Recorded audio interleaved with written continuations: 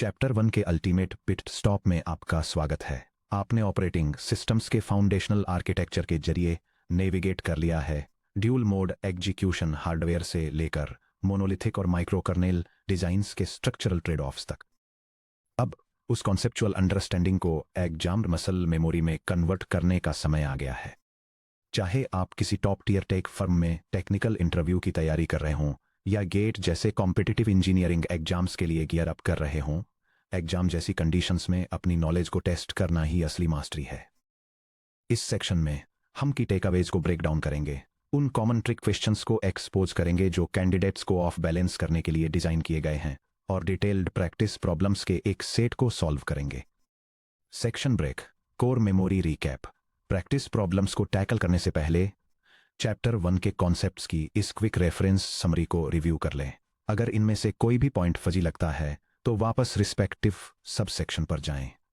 यह diagram operating system architecture के core concepts को आउटलाइन करता है, जिसमें यूजर और कर्नेल स्पेस के बीच dual mode execution, hardware interrupts और सॉफ्टवेयर ट्रैप्स की हैंडलिंग, सिस्टम कॉल्स के मैकेनिक्स और मोनोलिथिक और माइक्रोकर्नेल आर्किटेक्चर्स जैसे डिफरेंट टाइप्स के कर्नेल डिजाइन्स को डिटेल में समझाया गया है।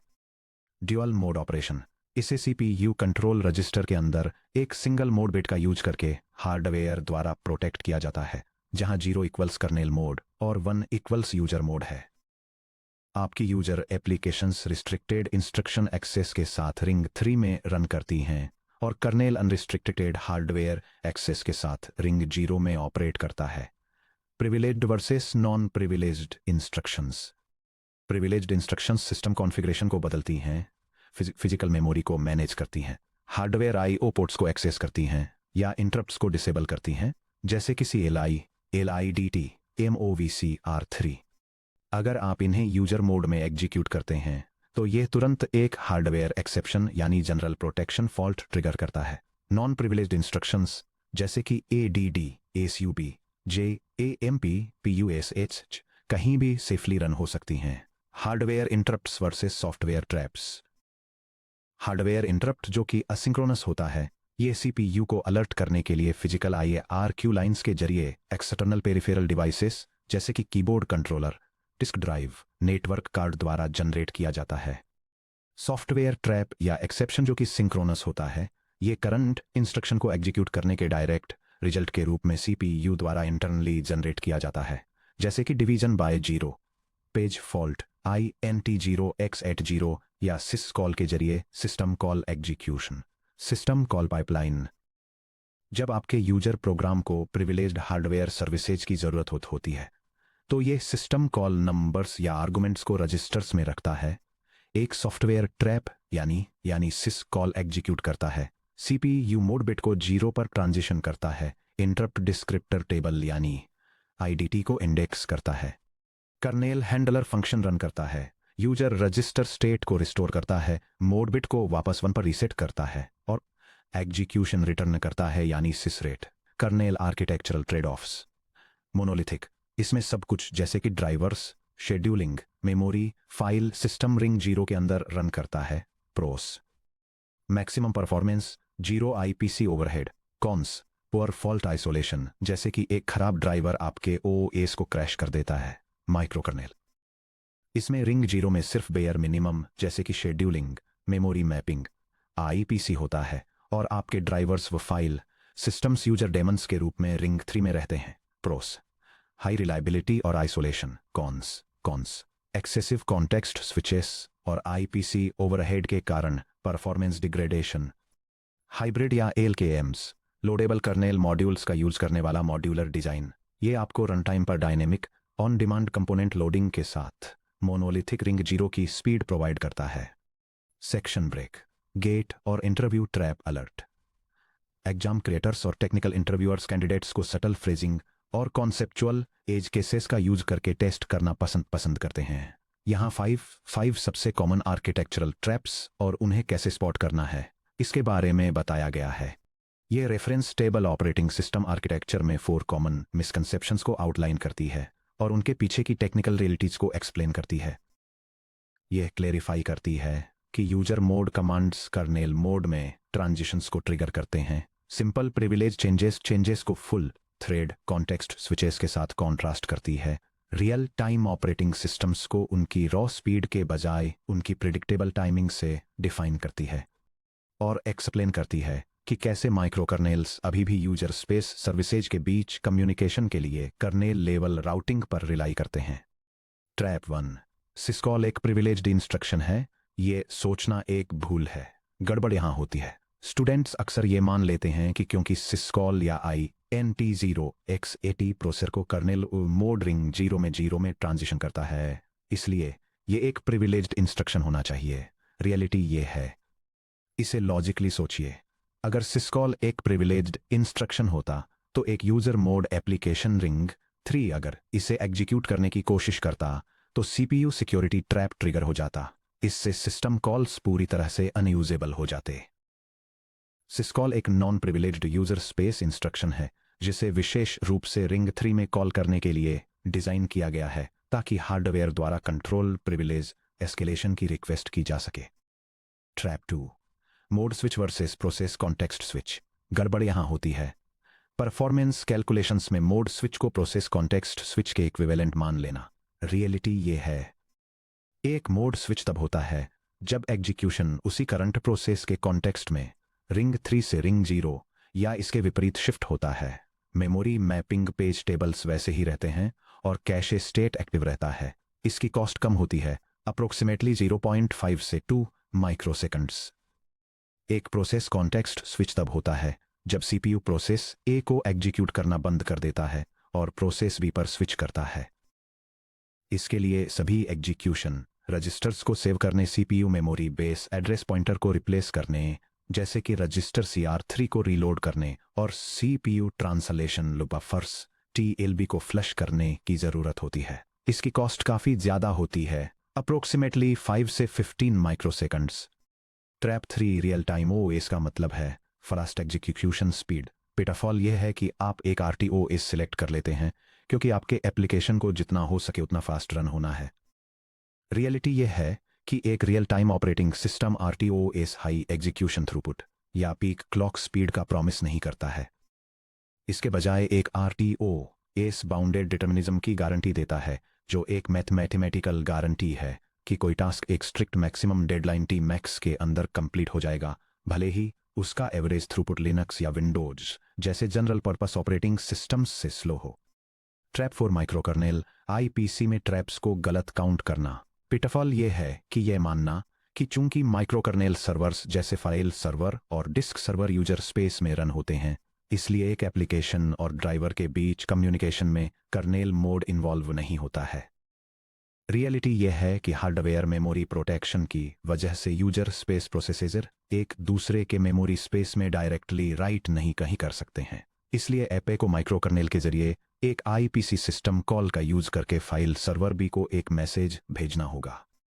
एक single client to server request के लिए मल्टीपल मोड स्विचेस और कॉन्टेक्स्ट स्विचेस की जरूरत होती है, जैसे ऐप से कर्नेल, फिर सर्वर, फिर कर्नेल और फिर ऐप।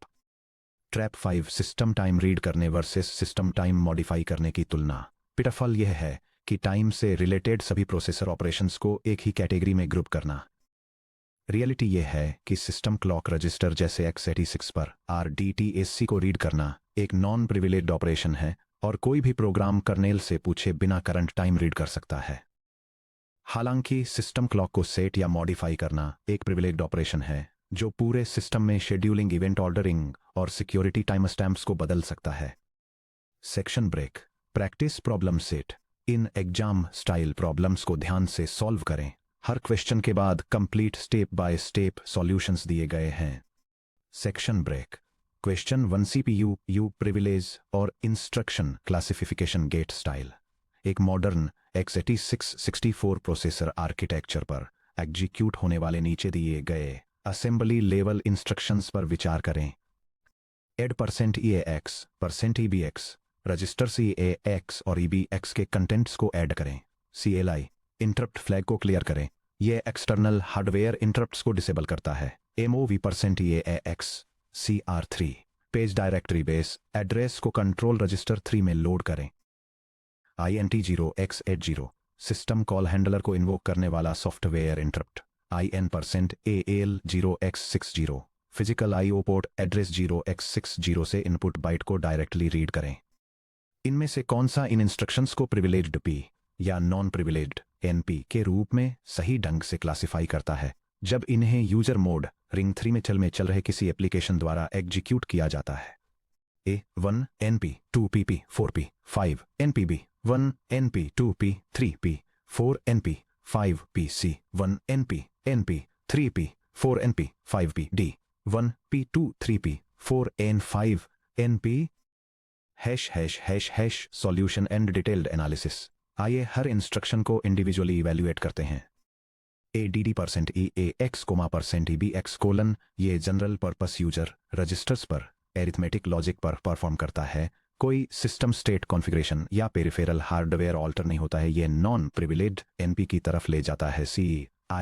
CPU इंटरप्ट्स को डिसेबल करने से हार्डवेयर इवेंट्स जैसे टाइमर इंटरप्ट्स एग्जीक्यूशन को प्रीएम्प्ट करने से रुक जाते हैं। अगर कोई यूजर एप्लीकेशन CLI रन कर सकती तो ये पूरे CPU को इंडेफिनेटली लॉक कर सकती है, जिससे प्रोसेस शेड्यूलिंग रुक जाएगी। ये प्रिविलेज्ड P की तरफ ले जाता है। MOV%EAX, C R3 register CR3 active virtual memory page table का बेस फिजिकल एड्रेस होल्ड करता है। CR3 को मॉडिफाई करने से एक प्रोसेस वर्चुअल मेमोरी आइसोलेशन को बाईपास कर सकती है और आर्बिट्रेरी फिजिकल मेमोरी को रीड कर सकती है। यह प्रिविलेज्ड P की तरफ ले जाता है। INT0X80 ये कर्नल को कंट्रोल ट्रांजिशन करने के लिए एक सॉफ्टवेयर ट्रैप ट्रिगर करता है, जैसा कि ट्रैप अलर्ट 1 में एस्टेब्लिश किया गया है। यूजर प्रोग्राम्स को रिंग 3 से system call trap instructions issue करने के कैपेबल होना चाहिए। यह नॉन प्रिविलेज्ड NP की तरफ ले जाता है। IN%AL0x60 यह फिजिकल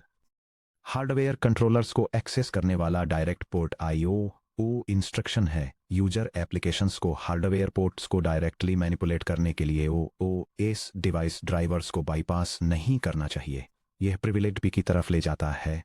हमारे क्लासिफिकेशंस को मैप करना: :1 NP P 3 P 4 NP 5 P correct answer B डिस्ट्रैक्टर्स क्यों गलत हैं? ऑप्शन इनकरेक्टली INT0X0 को प्रिविलेज्ड और IN पोर्ट IO को नॉन प्रिविलेज्ड फ्लैग करता है। ऑप्शन C इनकरेक्टली CLI को नॉन प्रिविलेज्ड लिस्ट करता है। Option D incorrectly basic arithmetic ADD को प्रिविलेज्ड फ्लैग करता है। Section break question 2 architectural performance latency calculation से एक सॉफ्टवेयर आर्किटेक्चर टीम इवैल्यूएट कर रही है कि क्या एक मोनोलिथिक कर्नल या एक प्योर माइक्रो कर्नल का यूज करके हाई फ्रीक्वेंसी ट्रेडिंग प्लेटफॉर्म बनाया जाए। वे अपने हार्डवेयर सिस्टम को इन बेसलाइन मेजरमेंट्स के साथ बेंचमार्क करते हैं। Mode switch penalty T sub AMS है 1.2 microseconds. Process context switch penalty T sub CS है 4.5 microseconds. Baseline kernel processing time T sub work है 10.0 microseconds. Application workflow: trading program network पर एक market data packet read करता है, फिर file या storage subsystem के जरिए पेलोड को प्रोसेस करता है और एक ट्रांजैक्शन रिक्वेस्ट एमिट करता है। Monolithic model system network stack file system और डिवाइस ड्राइवर्स रिंग 0 के अंदर रहते हैं। एग्जीक्यूशन फ्लो के लिए 1 इनिशियल सिस्टम कॉल की जरूरत होती है, जिसमें 2 मोड स्विचेस और 0 कॉन्टेक्स्ट स्विचेस शामिल हैं। माइक्रोकर्नल मॉडल सिस्टम के application network daemon user mode को एक IPC मैसेज भेजता है जो पैकेट को प्रोसेस करता है, और स्टोरेज डेमन यूजर मोड को एक IPC मैसेज भेजता है जो फिर एप्लीकेशन को रिजल्ट रिटर्न करता है। इस IPC एग्जीक्यूशन सीक्वेंस के लिए 6 मोड स्विचेस और 4 प्रोसेस कॉन्टेक्स्ट स्विचेस की जरूरत होती है। आप कैलकुलेट करें system M versus system K पर एक सिंगल ट्रांजैक्शन के लिए टोटल लेटेंसी और माइक्रोकर्नल सिस्टम K को अपनाने से एग्जीक्यूशन स्पीड में होने वाला परसेंटेज डिग्रेडेशन। यह diagram 2 different operating system architectures की एग्जीक्यूशन लेटेंसी को कंपेयर करता है। यह दिखाता है कि कैसे एक ट्रेडिशनल मोनोलिथिक कर्नेल डिजाइन में एक माइक्रोकर्नेल डिजाइन के कंपैरिजन में कम ओवरहेड और फास्टर टोटल एग्जीक्यूशन टाइम लगता है, जिसे same amount of core processing complete करने के लिए मल्टीपल मोड और कॉन्टेक्स्ट स्विचेस की जरूरत होती है। सॉल्यूशन और step by step breakdown. Step 1, आप सिस्टम M मोनोलिथिक के लिए एग्जीक्यूशन लेटेंसी कंप्यूट करें। टोटल लेटेंसी सब m equals t sub work open parenthesis 2 times t sub m s close parenthesis plus open parenthesis 0 times sub c s close parenthesis. Total latency sub m equals 10 microseconds plus open parenthesis 2 times 1.2 microseconds close parenthesis plus 0. Total latency sub m equals 10.0 plus 2.4 equals 12.4 microseconds. Step 2, आप system के micro kernel के लिए execution latency compute करें. Total latency sub K equals T sub work plus open parenthesis 6 times T sub M S close parenthesis plus open parenthesis 4 times T sub C S close parenthesis. Total latency sub K equals 10 microseconds plus open parenthesis 6 times 1.2 microseconds close parenthesis plus open parenthesis 4 times 4.5 microseconds close parenthesis. Total latency sub K equals 10.0 plus 7.2 plus 18.0 equals 35.2 microseconds. Step 3, आप percentage performance overhead या degradation compute करें. Percentage degradation equals open parenthesis total latency sub K minus total latency sub M close parenthesis divided by total latency sub M times 100. Percentage degradation equals open parenthesis 35 minus 12.4 close parenthesis divided by 12.4 times 4 times 100 which equals 22.8 divided by 12.4 times 100 which is approximately 183.87%. Final answer. Monolithic latency equal 12.4 microseconds or microkernel latency equal to 235.2 microseconds. Latency penalty equal to 183.87% increase in overall execution latency. Section break. Question 3. State vector और exception trapper walkthrough. नीचे दिया गया state diagram एक CPU को unprivileged user application process execute करते हुए दिखाता है जब स्टेप S2 के दौरान डिस्क कंट्रोलर से एक हार्डवेयर इंटरप्ट आता है. यह डायग्राम दिखाता है कि कैसे एक ऑपरेटिंग सिस्टम यूजर मोड और कर्नेल मोड के बीच ट्रांजिशन करता है. यह दिखाता है कि कैसे एक सॉफ्टवेयर ट्रैप या हार्डवेयर डिस्क इंटरप्ट एक इंटरप्ट हैंडलर को एग्जीक्यूट करने के लिए मोड स्विच को ट्रिगर करता है, जिसके बाद यूजर कोड एग्जीक्यूशन को रिज्यूम करने के लिए वापस यूजर मोड में स्विच किया जाता है. CPU मोड बिट की स्टेट को इवेल्युएट करें. कर्नेल मोड के लिए 0, यूजर मोड के लिए 1 और स्टेप्स S1, S2, S3 और S4 में इवेंट के टाइप को इवेल्युएट करें. कौन सा सीक्वेंस इस हार्डवेयर सर्विसिंग लाइफ साइकिल के दौरान मोड बिट स्टेट वैल्यूज को सही तरीके से रिप्रेजेंट करता है. Option A S1 1 leads to 0 sync S2 0 async S3 0 handler execution S4 0 leads to 1 sync. Option B S1 0 leads to 1 async S2 1 sync S3 handler execution S4 1 leads to 0 async. Option C. S1 1 leads to 0 sync S2 1 async S3 0 handler execution S4 0 leads to 1 async. Option D. S1 0 leads to 0 async S2 0 sync S3 1 handler execution S4 1 leads to 0 sync. Solution और detailed analysis. Step S1. Process एक software trap सिस्कॉल को invoke करता है. Traps synchronous events होते हैं जो सीधे instruction execution से ट्रिगर होते हैं. हार्डवेयर CPU मोड बिट को 1 यूजर से 0 कर्नेल में चेंज कर देता है. Step S2. डिस्क कंट्रोलर से एक एक्सटर्नल हार्डवेयर इंटरप्ट आता है. हार्डवेयर इंटरप्ट्स असिंक्रोनस इवेंट्स होते हैं जो CPU इंस्ट्रक्शन क्लॉक से इंडिपेंडेंट होते हैं.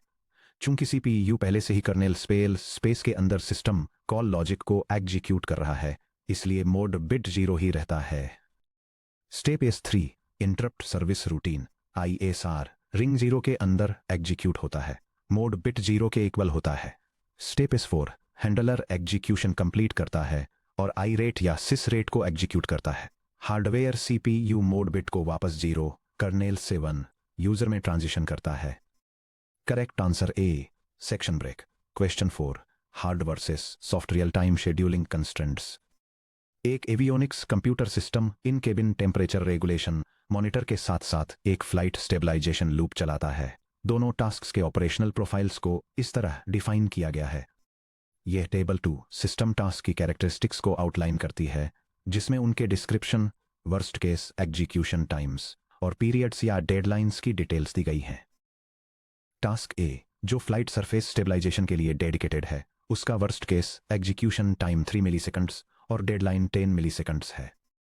वहीं दूसरी तरफ टास्क बी, जो केबिन टेम्परेचर मॉनिटर की तरह काम करता है, उसका वर्स्ट केस एग्जीक्यूशन टाइम ज़्यादा है, जो कि 15 मिलीसेकंड्स है और डेडलाइन 100 मिलीसेकंड्स है। System hardware specs, interrupt latency T int 0.5 milliseconds है।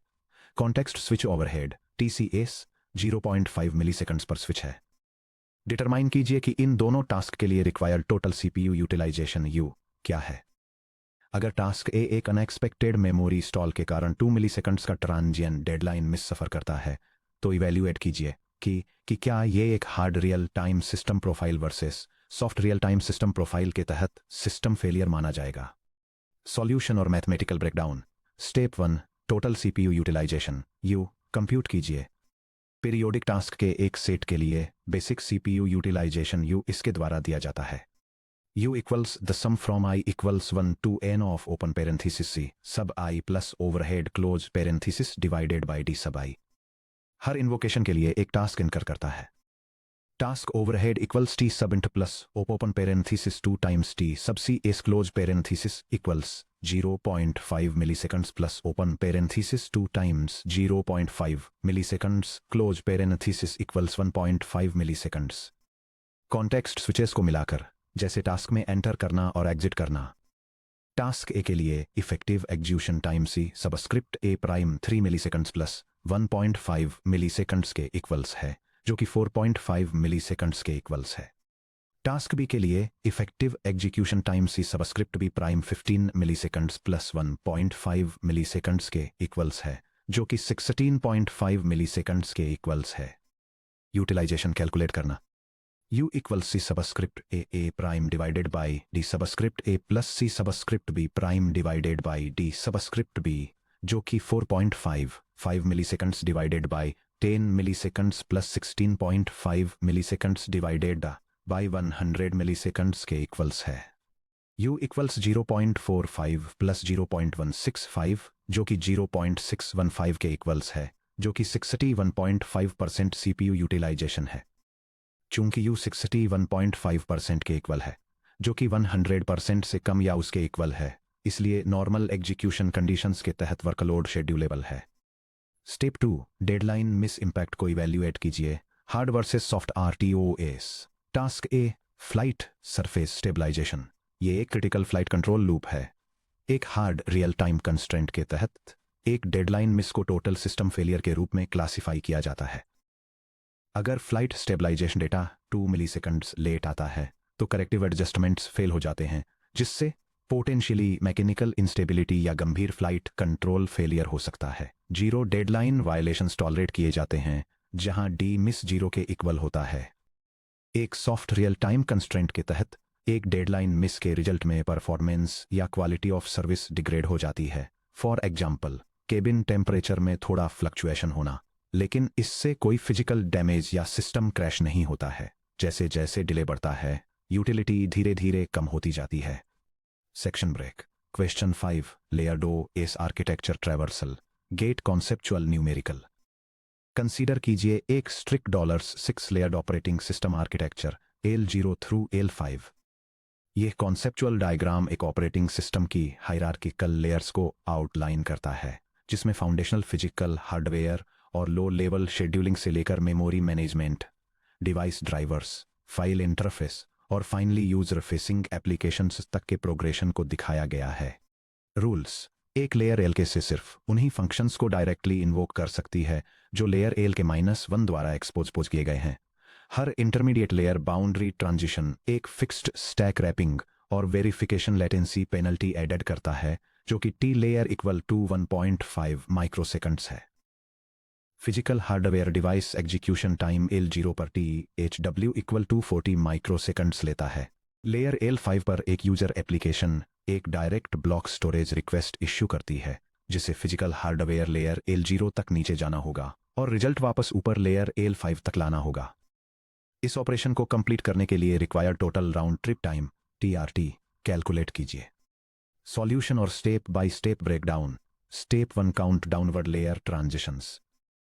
L5 से नीचे L0 तक जाने के लिए L5 leads to L4 transition 1, L4 leads to L3 transition 2, L3 leads to L2 transition 3, L2 leads to L1 transition 4, L1 leads to L0 transition 5। Downward transitions 5 के equals हैं। Step count upward return layer transitions. Result को L0 से वापस ऊपर L5 तक भेजने के लिए L0 leads to L1 transition 6, L1 leads to L2 to transition 7, L2 leads to L3 transition 8, L3 leads to L4 transition 9, L4 leads to L5 transition 10। Upward return transitions 5 के equals हैं। Total layer boundaries crossed 5 + 5 के equals है, जो कि 10 transitions के equals है। Step 3 compute total latency. T subscript RT equals T subscript HW plus the quantity total layer transitions times T subscript layer. T subscript RT equals 40 microseconds plus the quantity 10 times 1.5 microseconds. T subscript RT equals 40 microseconds plus 15 microseconds, जो कि 55.0 microseconds के equals है। Final answer 55.0 microseconds total round trip latency। Section break mastering the basics the path ahead। Congratulations chapter 1 complete करने के लिए आपने एक solid foundation रख दी है। अब आप समझ गए हैं कि कैसे हार्डवेयर प्रोटेक्शन और dual mode execution user code को सिस्टम मेमोरी क्रैश करने से रोकते हैं, कैसे सॉफ्टवेयर ट्रैप्स, हार्डवेयर इंटरप्ट्स और system call handlers safely ring 3 को रिंग 0 से जोड़ते हैं, और कैसे मोनोलिथिक, माइक्रो कर्नेल, लेयर्ड और hybrid OS architectures execution speed और मॉड्यूलर रिलायबिलिटी के बीच बैलेंस बनाते हैं। इन कोर हार्डवेयर और सिस्टम आर्किटेक्चरल कॉन्सेप्ट्स के एस्टेब्लिश होने के साथ हम फिजिकल हार्डवेयर और स्टैटिक कर्नेल बाउंड्रीज से एक्टिव रनिंग प्रोग्राम्स की तरफ बढ़ने के लिए तैयार हैं। ऑपरेटिंग सिस्टम इंटरनल्स में अपना अगला बड़ा कदम उठाने के लिए तैयार हो जाइए। चैप्टर 2 प्रोसेस मैनेजमेंट और CPU शेड्यूलिंग। इसके बाद हम section 2.1 understanding a process, program versus active execution से शुरू करेंगे।